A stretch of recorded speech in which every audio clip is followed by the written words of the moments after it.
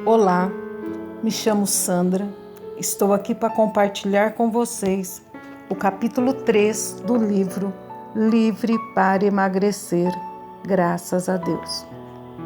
Qual a sua motivação? Terry vibra de alegria ao falar das amigas sobre a experiência que está vivendo com a sogra. Durante muitos anos, nós praticamente nos odiamos, explica ela. E sabe o que aconteceu agora? Ela disse ao meu marido que depois que emagreci, mudei de forma milagrosa. As outras mulheres acenam afirmativamente, pois entendem muito bem o que está acontecendo com a amiga. E como você se sente em relação a ela? Indagou alguém. Sinto-me bem mais achegada. Talvez algum dia até venha amá-la. Está tão simpática comigo. Terry reconhece que o problema que havia entre ela e a sogra era causado em grande parte pela própria Terry. As pessoas que comem excessivamente em geral são egoístas e encaram a ideia de abster-se voluntariamente de algo como autopunição e não como uma reação positiva ao amor de Deus. Mas agora, Terry emagreceu quase 30 quilos, seguindo o programa do OV, e nesse processo descobriu diversos fatos a seu respeito. Eu nunca tinha notado como era egocêntrica, confessa. Sempre que estava com raiva ou com ciúmes, ou me sentia frustrada, começava a comer e punha a culpa de meus problemas em todo mundo. Compreendeu que detestava ver o marido dando atenção à mãe dele e tinha raiva da participação dela na vida do casal. Contudo, nunca o admitira para si mesma. Se a motivação de Terry para emagrecer fosse o egoísmo, ela estaria realimentando uma das mais fortes motivações que antes tivera para comer em excesso. Fora por essa razão que havia fracassado em suas tentativas anteriores. Fizera dezenas de regimes, mas sempre acabava engordando de novo, recuperando os quilos que perdera. Dessa vez, porém, tomara uma decisão firme, após fazer o compromisso de emagrecer, o compromisso de que falamos no capítulo anterior. A decisão que tomou foi de emagrecer para agradar a Deus. É por isso que também nos esforçamos, quer presentes, quer ausentes, para lhe ser agradáveis. 2 Coríntios 5, 9. Motivação é a razão pela qual praticamos um ato ou temos determinada conduta. Nós, os crentes, devemos ter motivações baseadas na palavra de Deus. A Bíblia contém algumas mensagens bem duras com relação aos estímulos que adotamos. Se nossa motivação for, por exemplo, obter vantagens e lucros pessoais, não estaremos agradando a Deus e, portanto, não receberemos suas bênçãos. Vejamos o que Paulo diz em Filipenses 3, 18 e 19. Pois muitos andam entre nós, dos quais repetidas vezes eu vos dizia, e agora vos digo, até chorando, que são inimigos da cruz de Cristo. O destino deles é a perdição. O Deus deles é o ventre, e a glória deles está na sua infâmia, visto que só se preocupam com as causas terrenas. E vejamos também 2 Coríntios 5:10.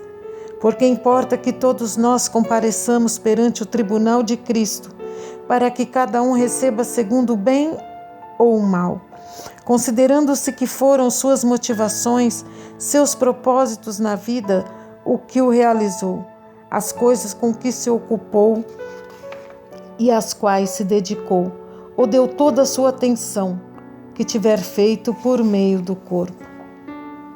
É possível que esses inimigos da cruz não sejam incrédulos, mas crentes. Sabia que um crente pode não estar desenvolvendo bem todo o seu potencial? Nestes textos, Jesus não está passando a mão na cabeça de ninguém, não é mesmo?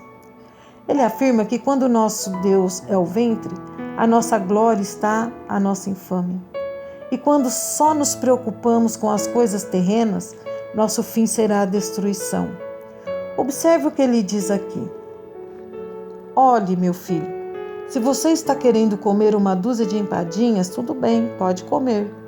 Eu compreendo. E depois de terminar, coma também algumas coxinhas. Em seguida, deite-se num sofá para assistir televisão, pois estará um pouco enjoado, com a cabeça pesada. Claro, vá assim. Não, Jesus não diz isso. O que ele nos diz é: tenha prazer no Senhor. Assim ele dará a você todos os desejos do seu coração. Salmos 37:4. Ele nos diz para abandonarmos toda a aparência do mal. Diz ele: apegue-se a mim. Você sabia que quando alguém come demais, está frustrando a atuação de Deus em sua vida? Ele nos diz que agindo assim estamos orgulhando-nos de atos que deveríamos envergonhar-nos. Quantas vezes fomos a festinhas onde se serviu de tantos salgadinhos que saía de lá sentindo que estava a ponto de estourar? Quantas vezes já foi a casamentos, festas de aniversários, banquetes, etc., e entrou na brincadeira de quem comia mais? Na sua opinião, qual dessas duas atitudes agrada mais a Deus? Comer em excesso, o máximo que se consegue, ou exercitar o domínio próprio? Mas talvez alguém diga: eu sou livre, não estou debaixo da lei. Jesus me libertou. Ninguém pode ser juiz do que eu como ou deixo de comer. Em Cristo sou livre e como o quanto quiser. É verdade que estou bem gordo, mas e daí? Jesus me ama e Ele não faz acepção de pessoas. Se você pensa assim, então leia com atenção o que vamos dizer agora. Deus tem muitas bênçãos para nós. Ter domínio próprio não é cativeiro, é libertação. Significa que quem controla a sua vida é você mesmo. O autodomínio é liberdade. Ele nos liberta para sermos como devemos ser. Nós controlamos o alimento, não é ele que nos controla. Nós controlamos as calorias, não são elas que nos controlam. Somos nós quem determinamos tudo o que entra em nosso estômago. Somos libertos da compulsão por nos entregar a excessos, seja na comida ou bebida. Temos mais saúde, mais energia e estamos no controle de nossa vida. Não estamos mais buscando satisfazer prazeres e apetites como a comida. E no que se refere à nossa necessidade e desejo de realização pessoal, estamos com os olhos voltados para Deus. Quando nossa motivação de vida é sempre agradar a Deus, podemos estar certos de que emagreceremos. Ele opera em nós a partir de dentro para fora. Assim que suas motivações a esse respeito estiverem sob a perspectiva correta, começará a ver os resultados no seu exterior. Deus é quem efetua em nós, segundo a nossa boa vontade. Filipenses 2:3. Jesus não veio à terra para fazer o que bem quisesse. Ele veio em obediência ao Pai e foi assim também que viveu aqui. A si mesmo se humilhou, tornando-se obediente até a morte e a morte de cruz. Pelo que também Deus o exaltou sobremaneira e lhe deu o nome que está acima de todo nome. Filipenses 2:8-9. Desse modo, ele se tornou um exemplo para nós, demonstrando como se deve viver pelas motivações certas. Porque Deus é quem efetua em vós tanto querer como realizar, segundo a sua boa vontade. Filipenses 2:13. E agora quer realizar sua perfeita vontade em nós. Quer cumprir seus desígnios para a nossa vida. Então você pode emagrecer e vir a ter o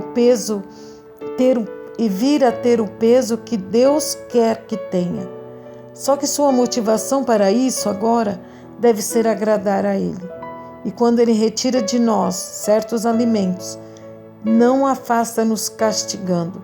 Pelo contrário, está nos abençoando e mostrando em amor como podemos viver pelo poder do Espírito Santo. Uma motivação alegre. E o Senhor nos diz: fazei tudo sem murmurações, nem contendas, para que vos torneis irrepreensíveis e sinceros filhos de Deus, inculpáveis no meio de uma geração pervertida e corrupta, na qual resplandeceis como luzeiros no mundo. Filipenses 2:14-15. Isso é dirigido a você e a mim. Irrepreensíveis e sinceros e inculpáveis em meio a uma geração glutona e empanturrada de comida. Às vezes é um pouco difícil superar a tentação de murmurar por causa do alto teor de calorias de uma fatia de bolo e de dizer que tudo que se é gostoso engorda. Mas nossa motivação para tudo agora é agradar o Senhor e temos à nossa disposição o poder de que necessitamos para nos regozijar em comer para a glória de Deus.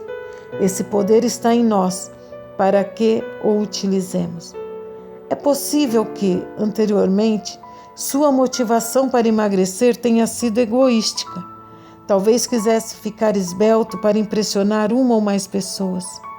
Foi o caso de Mary, que emagreceu 7 quilos pouco antes do programa de reencontro de uma turma da escola.